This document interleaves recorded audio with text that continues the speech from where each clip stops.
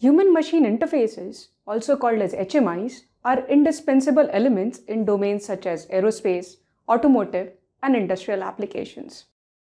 Although they might sound a little intimidating, designing and deploying an interactive human-machine interface to any platform is pretty easy. In this course, we will develop an HMI for a primary flight display and run the HMI on a Raspberry Pi hardware connected to a screen.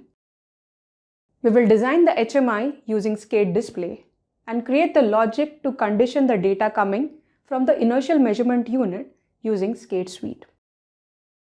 In this course, you will learn how to generate an HMI code from a SCADE Display model, how to animate the model with a basic logic using SCADE Suite, and finally how to integrate the generated code on the Raspberry Pi hardware, which is connected to a 6-axis IMU.